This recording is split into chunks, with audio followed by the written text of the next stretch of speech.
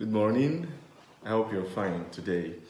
Today is the Monday of Pentecost, and I'd like to talk to you about being trustworthy. Being trustworthy.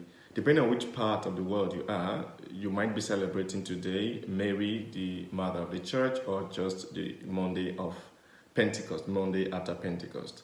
But what's interesting to me, I try to look at both Gospels. Both Gospels are talking about the same thing.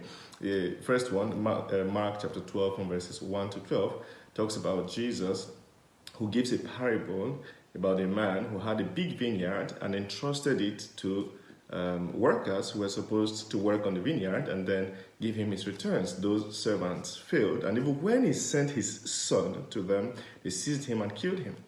They were not trustworthy. And if you are celebrating Mary, the mother of the church today, it's basically the same thing. We read about the Gospel of St. John, chapter 19, from verses 25 to 34.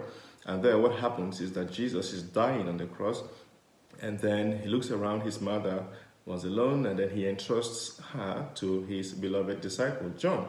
So in both Gospels, depending on whatever you celebrate, which part of the world you are and which of the feasts you decide to celebrate, talk about the importance of being trustworthy.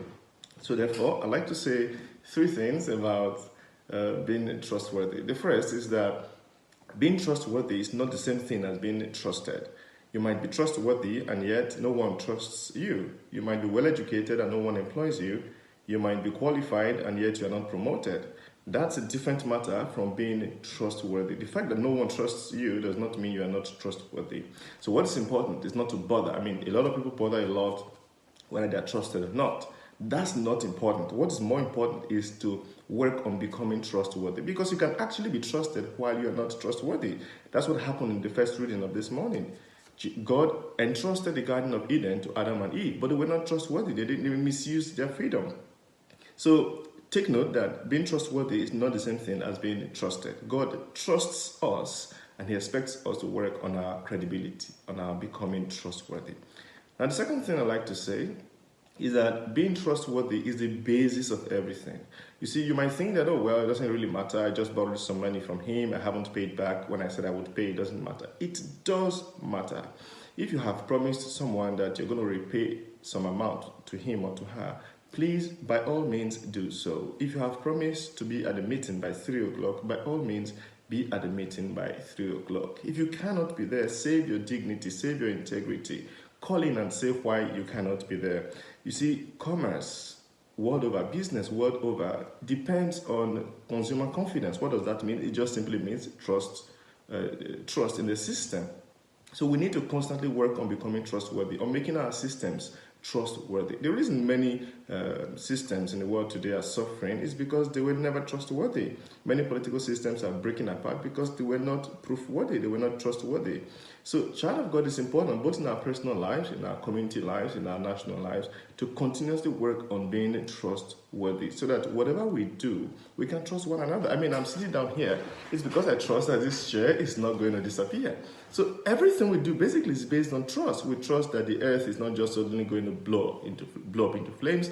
We invest our monies because we believe that after a while, we're going to be able to have some return on investment. So trustworthiness is the basis of our collective lives, and we must all continue to work to make sure that the systems and the lives that we live are trustworthy.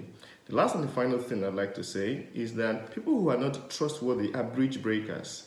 When you're not trustworthy, you don't just do harm to yourself, you also do harm to other people who are coming behind you. It's like you have crossed through a bridge and then you break it, while other people need that same bridge to pass through. Imagine, for instance, someone who does some good. Say he borrows some money to a friend. I'm sorry, I'm using this example again. And then the friend doesn't pay back. And then there's another person who genuinely needs help next time. And then this person refuses to lend money to this other person because the former person didn't pay back. So the former person has just broken the bridge that this other person needs to cross through his or her turbulent times.